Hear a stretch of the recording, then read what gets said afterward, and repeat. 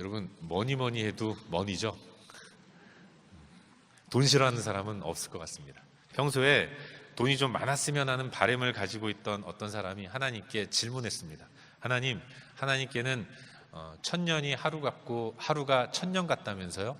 그랬더니 하나님이 그 질문을 들으시고 대답하셨어요. 그렇지.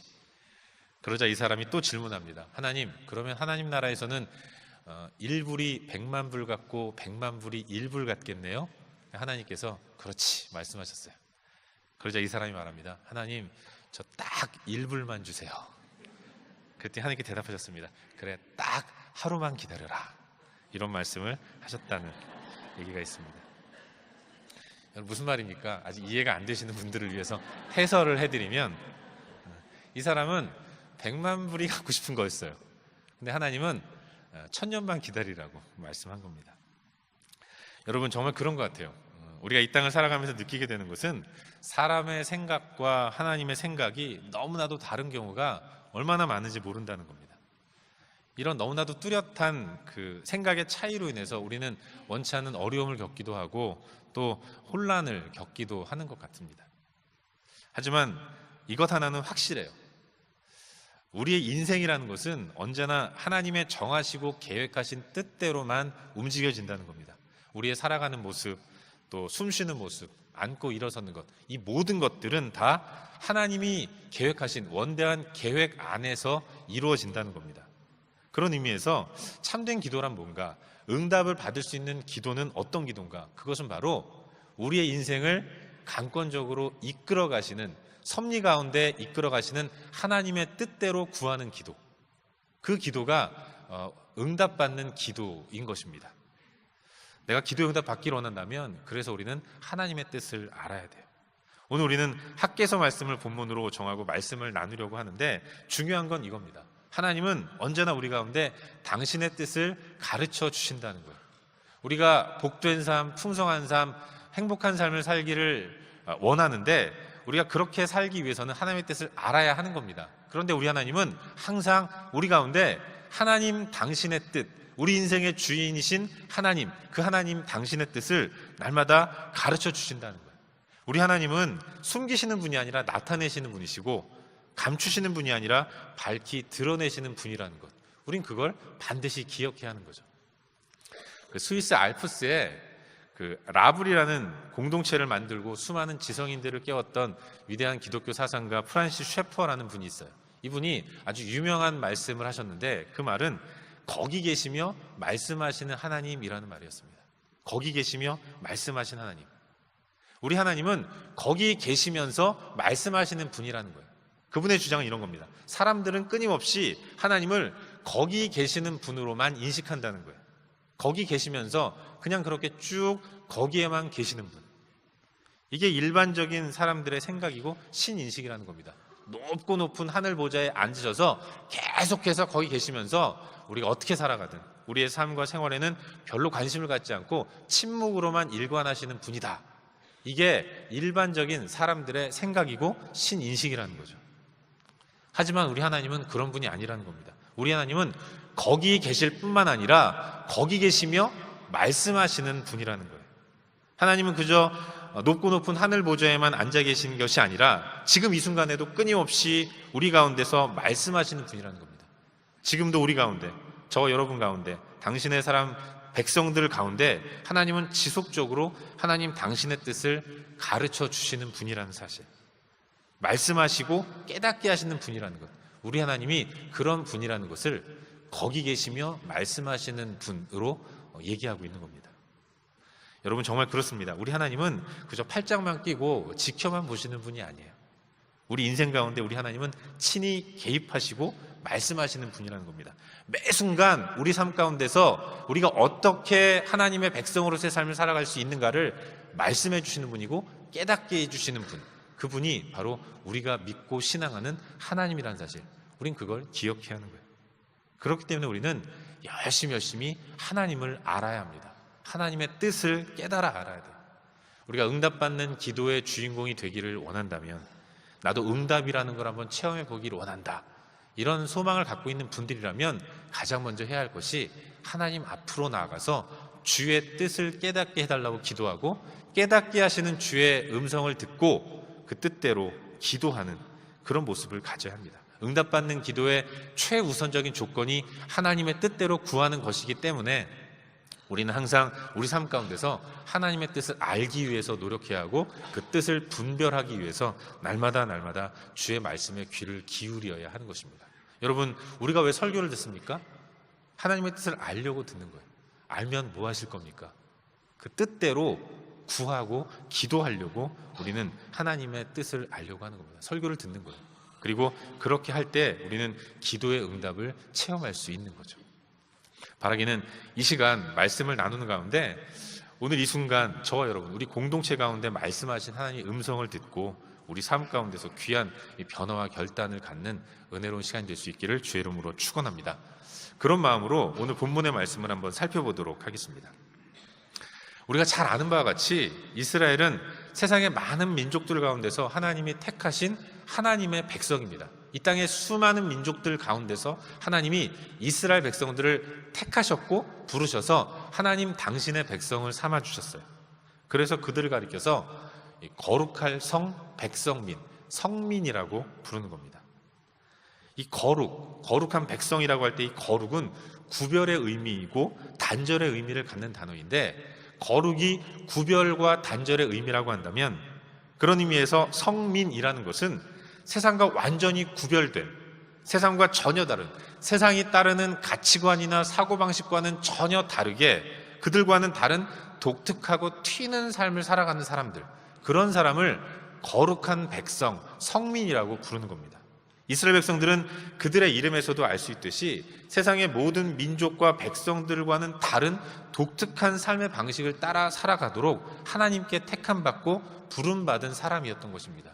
그들은 주변에 이웃하는 다른 민족과는 다른 사고방식과 다른 생각을 가지고 그들과는 전혀 다른 삶을 살도록 부름받았고 그런 삶을 살아내야 할 의무를 하나님께 부여받은 거예요. 그리고 하나님은 그렇게 세상과는 다르게 사는 이스라엘 백성들의 모습을 통해서 다르게 사는 사람들이 어떻게 얼마나 풍성한 삶을 살아가는가를 이웃하는 다른 민족에게 보여주기를 원하셨던 겁니다. 그렇게 부름받고 택함받은 사람이 성민 이스라엘 백성들이었어요. 하지만 그런 이스라엘 백성들은 성민인 이스라엘 백성들이 하나님 앞에서 범죄를 하게 되니까 하나님이 범죄한 당신의 백성 이스라엘을 징계하는 방법으로 백성을 둘로 분열시키셨습니다. 남과 북으로 나누셔서 남쪽의 유다, 북쪽의 이스라엘로 나라를 분열시키셨어요. 그리고 오랜 시간이 흐른 후에 결국 이스라엘은 멸망을 당하고 말았습니다. 바벨론이라는 그런 나라의 식민지가 되어서 나라를 잃어버리고 말았고, 수많은 사람들, 소위 이스라엘을 이끌어가는 지도자들, 그리고 지도자가 될 만한 사람들이 다 바벨론의 포로로 끌려가게 된 것입니다.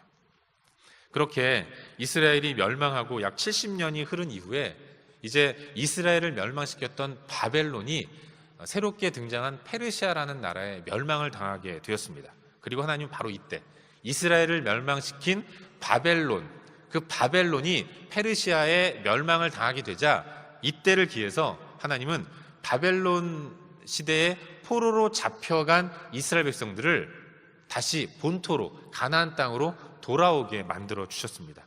이방 왕, 페르시아 왕인 고레스, 다리오 이런 사람의 마음을 움직이셔서 고향인 예루살렘으로, 유다로 돌아오도록 인도해 주신 거죠. 그래서 그들은 세 차례에 걸쳐서 그 지긋지긋한 포로의 생활들을 끝내고 이제 가나안 땅으로 감사하게도 귀환하게 된 겁니다. 이 모든 것들이 다 하나님의 놀라운 은혜와 긍휼의 결과였던 거죠. 그런데 여러분, 이스라엘은 하나님 앞에서 범죄했기 때문에 멸망을 당했습니다. 그런데 하나님 앞에서 그들이 범죄했다는 것은 아주 간단한 것을 하지 않았다는 것을 말하는 겁니다. 그들은 하나님 앞에서 죄를 범했기 때문에 나라를 잃어버리고 멸망을 당하고 포로로 잡혀가게 되었는데, 그들을 멸망으로 몰고 간 하나님 앞에서의 범죄, 그건 다른 게 아니라 하나님과 더불어서 이방신을 함께 섬겼다는 겁니다. 하나님 중심의 삶이 아니라 자기 생각만을 고집하는 삶을 살았다는 거예요. 그런데 하나님과 더불어 이방신을 섬기는, 여러 신들을 함께 섬기는 이런 모습이 이스라엘과 함께 어깨를 나란히하는 주변 민족들의 살아가는 방식이었어요. 하나님 중심의 삶이 아니라 자기 생각과 자기 고집대로 살아가는 삶의 방식, 이것이 이스라엘 주변의 다른 민족들의 삶의 모습이었던 겁니다. 저들의 범죄는 독특하고 구별된 삶의 방식을 명령받았음에도 불구하고 그걸 무시하고 이방 백성들과 똑같은 삶의 방식을 가지고 살았기 때문에 그게 하나님 앞에서 범죄로 인정이 되어서 그들은 결국 멸망을 당하고 징계를 받는 그런 자리로 나아갔던 겁니다. 그들은 하나님을 섬기는 공동체로 부름받았습니다. 하지만 그들은 온전한 마음으로 하나님을 예배하지 않고 하나님을 섬기는 일에 게을리했습니다. 이게 하나님 입장에서는 대단히 불쾌하셨던 것이고, 그래서 저들은 하나님의 징계를 받아서 바벨론 제국에 멸망하게 되었던 겁니다. 그렇기 때문에 이제 그들이 오랜 시간이 흐른 이후에, 70년이 지난 이후에 포로의 생활들을 정리하고 고향인 예루살렘으로 돌아와서 제일 먼저 해야 했던 일은 무너진 예배를 회복하는 일이어야 했고, 하나님을 섬기되 하나님만을 온전히 섬기는 모습을 다시금 회복하는 일이어야만 했던 겁니다. 그렇지 않습니까? 하나님을 섬기지 않아서, 하나님을 제대로 섬기지 않아서 멸망했다면 이제 징계의 끝에 다시 돌아온 백성들은 지난날 자신의 잘못을 뉘우치는 마음으로 다시금 하나님을 온전히 섬기는 이 일을 가장 먼저 해야 했던 것입니다. 이게 지극히 정상적이고 지극히 당연한 일이었던 거죠. 오늘 본문은 하나님께서 선지자인 학개 선지자를 보내셔서 이제 저들이 회복해야 할 성전 재건을 명령하시는 내용이 기록되어 있습니다. 하나님은 학개의 입을 통해서 성전을 재건하라 명령하셨고, 또 성전을 재건할 때에 지도자로 쓰임받을 사람, 총독 스룹바벨과 대제사장인 여호수아를 세우셨다고 말씀하고 있는 것을 보게 돼요.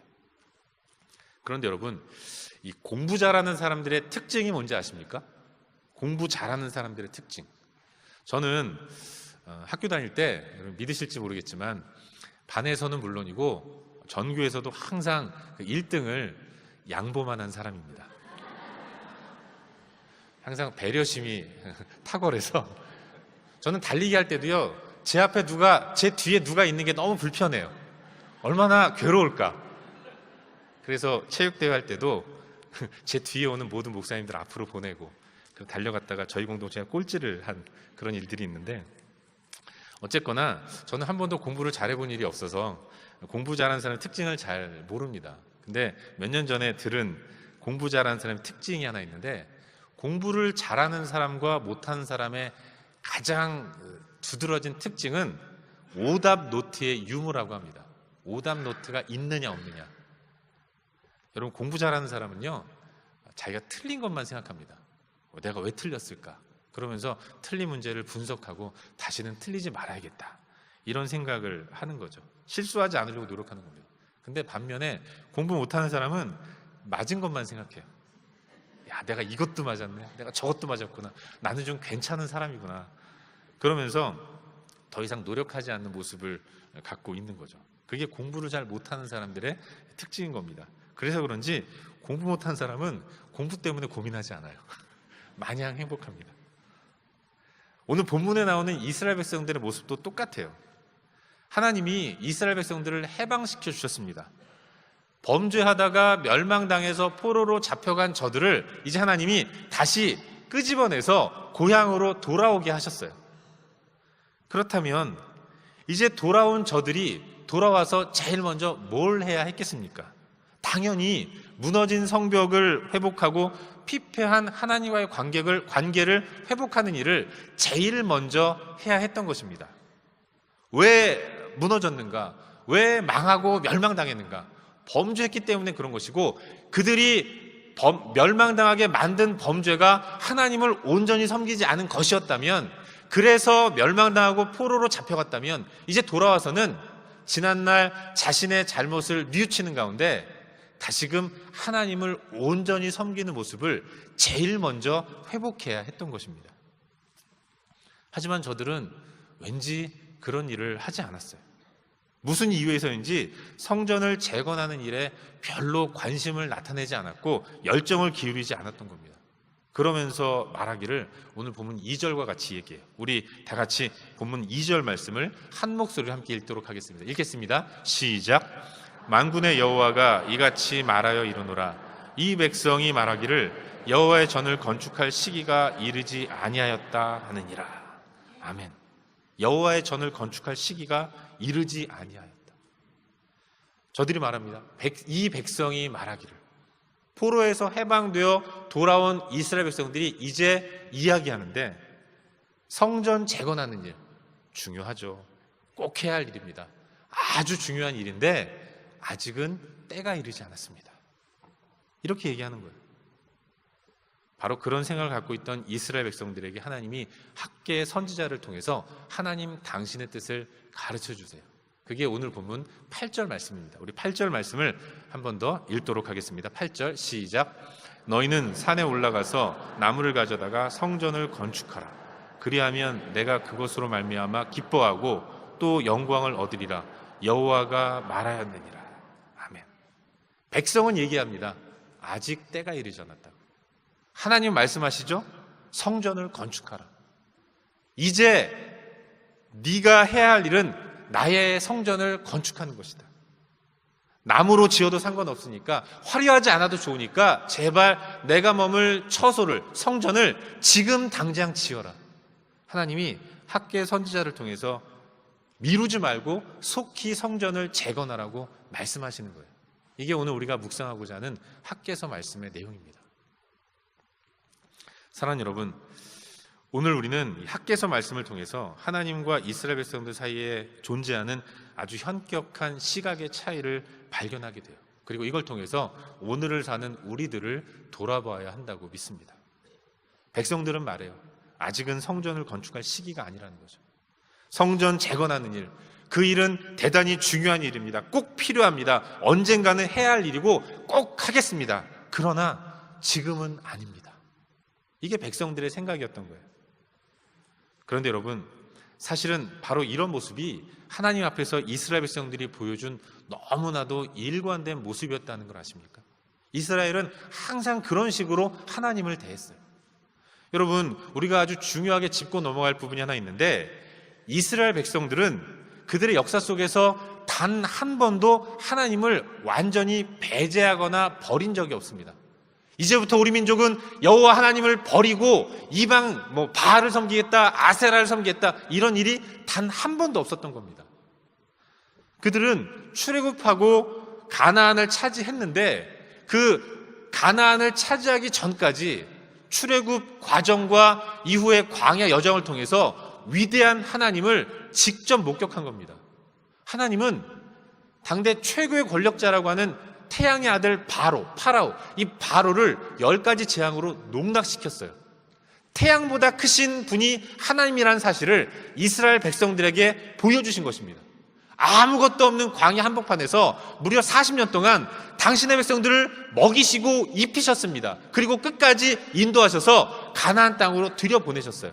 약속하신 것을 분명하게 지키시는 분이 하나님이셨던 겁니다. 그 하나님을 저들은 출애굽 과정과 광야 여정 가운데서 너무나도 깊이, 인상적으로, 임팩트 있게 체험한 겁니다. 그런 하나님을 어떻게 버리겠어요? 단 한 번도 그들은 하나님을 완전히 버린 적이 없었던 겁니다. 하지만 문제는 뭔가? 그들은 그 하나님을, 그 너무나도 위대한 하나님, 그 만군의 여호와 하나님, 전능하신 하나님이 나의 이스라엘 백성의 하나님이 되어주시겠다고 약속하신 그것이 너무 감사했는데, 그러나 그 하나님을 이방신과 동시에 함께 섬겼다는 겁니다.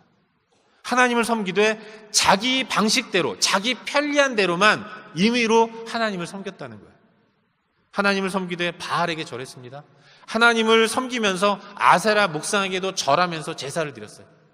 성전을 향해 기도하면서 그것과 동시에 이 산 저 산에다가 산당을 만들어 놓고 자기 편리한 대로 하나님을 예배하고 제사하고 섬겼던 그런 민족이 이스라엘 민족이었던 겁니다. 하나님은 버리지 않았지만 하나님이 너무나도 불쾌하도록 그렇게 하나님을 모셨고 하나님을 섬겼던 거예요. 저들은 하나님을 섬겼지만 하나님은 두 마음을 품고 다른 이방신과 더불어서 하나님을 섬기는 이스라엘 백성들을 향해서 분명하게 말씀하셨습니다. 너희들은 나를 버렸다. 아니, 언제 우리가 하나님 버렸습니까? 항변하는 저들에게 하지만 하나님은 말씀하세요. 너희는 나를 버렸고 나를 배반했다. 이런 심각한 시각의 차이가 하나님과 이스라엘 백성들 사이에 존재했다는 거예요. 오늘 본문도 마찬가지입니다. 성전 재건, 저들은 분명하게 약속합니다. 하겠습니다.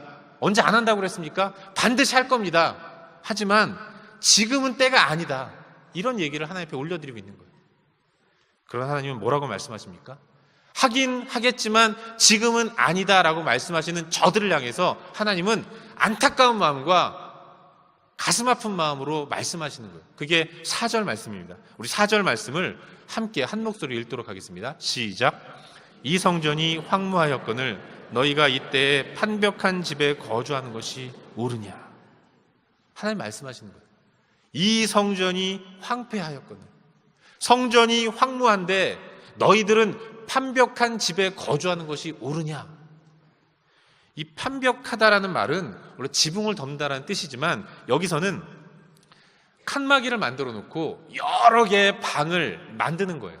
으리으리하고 화려하게 집을 짓는 모습을 판벽한 집이라고 표현하고 있는 겁니다. 하나님 이스라엘 백성들에게 말씀하시는 겁니다. 좀 보라는 거예요. 너희 눈에는 저 무너진 황량한 성전이 보이지 않느냐? 저렇게 무너져 내린 성전을 바라보면서도 정말로 그렇게 너네 집 화려하게 짓기를 원하느냐? 이 성전이 황무하였거늘 다 무너져 내린 성전이 너희 눈에는 보이지 않는 것이냐? 그런데도 너희 살 집만 판벽하게 잘 짓고 잘 살면 그만인 거냐? 너 편할 궁리만 하면 옳은 거냐? 네가 정말 그래도 되는 것이냐? 하나님이 질책하고 있는 거예요. 안타까운 마음을 가지고 무너진 성전을 외면하고 그저 자기 살 길만 찾아 살려고 하는 이스라엘 백성, 그들을 향해서 안타까운 마음을 가지고 하나님이 절규어린 말씀을 하시는 겁니다. 그렇다면 왜 이스라엘은 그토록 지금은 성전을 지을 때가 아니라고 얘기하는 거겠습니까? 간단합니다. 여러분, 무너진 성전을 다시 일으키는 일, 누가 하겠습니까? 이 성전은 기적을 통해서 새로 지어지는 것이 아니에요. 어느 날 눈 깜짝할 사이에 생기는 것이 아닙니다. 자고 일어났더니 성전이 하나 번듯하게 세워졌네? 이렇게 되는 게 아니라는 거죠. 결국 무너진 성전을 새롭게 쌓아 올리는 일, 그 일을 감당하기 위해서 필요한 재정과 수고와 고생과 땀, 이건 고스란히 이스라엘 백성들, 저들의 몫이었기 때문에 그런 겁니다.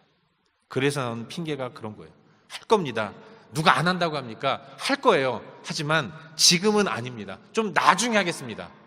이게 저들의 생각이었던 거예요. 하지만 학개 선지자를 통해 전해지는 하나님의 명령은 그들의 생각과 달랐어요. 저들은 나중에 하겠다고 얘기하지만 하나님 말씀하십니다. 해라. 그리고 지금 해라. 가장 먼저 해야 할 일이 성전을 재건하는 것이다. 지금이 바로 성전을 재건해야 할 바로 그때다. 이것이 하나님의 생각이었고 하나님의 계획이었던 거예요. 여러분, 오늘 본문 속에서 발견하게 되는 아주 객관적인 사실이 하나 있어요. 그것은 바로 하나님의 성전이 황폐화되었다는 겁니다. 4절 말씀, 이 성전이 황폐하였거늘, 성전이 황폐해서 곧 무너질 것 같은 이 황량한 성전으로 퇴락되었다는 사실, 이건 하나님도 인정하시는 일이고 이스라엘 백성들도 공히 인정하는 아주 객관적인 사실입니다. 하지만 문제는 폐허가 된 성전을 재건함에 있어서 이스라엘 백성들은 나중에 하겠다는 것이고 하나님은 지금 당장 하라고 하는 것, 이런 차이가 있는 것입니다. 사랑하는 여러분, 오늘 본문 속 이스라엘 백성들과 하나님 사이의 이 현격한 시각의 차이, 생각의 차이를 통해서 우리는 오늘을 사는 우리의 모습을 바라봐야 합니다. 나는 어떤가? 저들의 모습이 혹시라도 내 모습은 아닌가? 이런 생각을 해야 하는 거예요. 여러분, 성전이란 무엇입니까? 성전은 하나님의 집이고 하나님이 머무시는 곳이에요. 오순절 성령 강림을 통해서 하나님이 당신의 백성들 마음 가운데 임하셨습니다. 그렇기 때문에 예수님이 거하시는 우리의 마음, 그게 바로 성전인 거예요. 내 마음, 여러분의 마음이 하나님이 머무시는 처소이고 그 처소가 바로 성전인 것입니다. 우리가 주는 그리스도시다라는 이 믿음의 고백을 우리의 온 인격을 다해서 하나님 앞에 올려드렸다면 이제 주님은 이미 우리 마음 가운데 들어와 계십니다. 그래서 우리의 마음이 곧 성전인 거예요. 예수 그리스도를 마음에 모신 성전인 여러분, 여러분의 마음속 성전은 건재하십니까? 우리는 종종 회복을 이야기해요. 역동적인 신앙생활을 하고 싶다고 얘기합니다. 이러면 안 되는데 이런 얘기를 자주 합니다. 내가 이렇게 살아도 되는 건가? 불안을 느끼면서 잘못 사는 내 모습을 깨닫습니다. 결국 우리의 마음속 성전이 보수가 필요하고 변화와 회복이 필요하다는 거예요. 더 노골적으로 말하면 우리의 성전 또한 황폐화되었다는 것.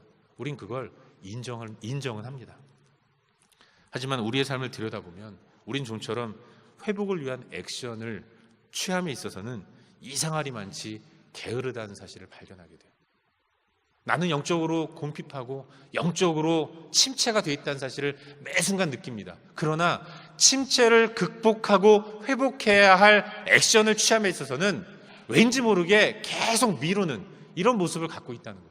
머리로는 회복하지만 실질적인 우리의 삶 가운데서는 회복을 위한 여러 가지 행동들을 미루고 또 미루는 이런 이율배반적인 삶의 모습을 가지고 살아가는 것이 우리의 모습은 아닌가. 그걸 한번 생각해 봤으면 좋겠어요. 그럼 우리는 왜 맨날 미룹니까? 간단하죠. 회복을 위해서 해야 할 일, 그 일이 별로 중요하게 느껴지지 않는 겁니다. 귀찮은 거죠. 여러분, 회복을 위해서는요, 기도도 해야 돼요. 우리가 회복되기를 원한다면 큐티도 해야 하고 예배의 자리로 나와서 하나님 말씀을 들어야 합니다. 그렇게 영적인 삶을 잘 살아가야 하는데 그런 거 하는 게 별로 중요하게 느껴지지 않는, 그것보다 더 시급하고 더 중요한 게 있다고 생각하는 겁니다. 우리에게 중요한 건 당장 눈에 보이는 현실적인 거죠. 돈도 벌어야 하고 일도 해야 하고 놀기도 해야 하고 즐길 것도 즐겨야 하고. 여러분, 세상에 할 일이 얼마나 많은데 성전 재건을 지금 하고 있습니까? 그래서 하는 말이 그런 거 아닙니까? 회복을 원합니다. 근데 돈도 좀 벌고요. 나는 정말로 회복을 원합니다. 근데 이 일마저 끝내고요. 정말로 회복을 원합니다. 하지만 놀 거 좀 놀고 회복하겠습니다. 여러분, 한번 생각해 보십시오. 성전 짓긴 짓겠습니다. 하지만 나중에 하겠습니다. 이런 이스라엘 백성들의 말과 회복되고 싶어요. 근데 바쁜 일 좀 끝내고 하겠습니다. 이런 우리들의 말, 무엇이 차이가 있습니까? 똑같은 말인 거예요. 사랑하는 여러분, 우리가 예수 그리스도를 믿는 하나님의 사람이라면 우리의 마음 가운데 예수님이 계십니다. 그래서 우리는 거룩한 성전이에요. 계시록 3장 20절에 볼지어다 내가 문 밖에 서서 두드리노니 누구든지 내 음성을 듣고 문을 열면 내가 그에게로 들어가 그로 더불어 먹고 그는 나로 더불어 먹으리라 말씀하셨어요. 우리가 예수 그리스도를 영접할 때 주님이 우리 가운데 들어오셨기 때문에 우리의 마음이 성전인 것입니다. 저는 이 시간 도전하고 싶어요. 성전인 여러분, 여러분의 성전은 튼튼합니까?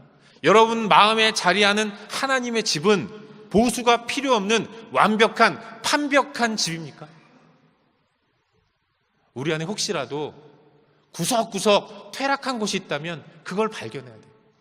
불안이라는 상처, 의심이라는 상처, 관계의 틀어짐으로 인해서 나타나는 미움이라는 상처, 쾌락과 유혹이라는 상처, 숱한 상처들로 우리의 성전이 황폐화되진 않았습니까?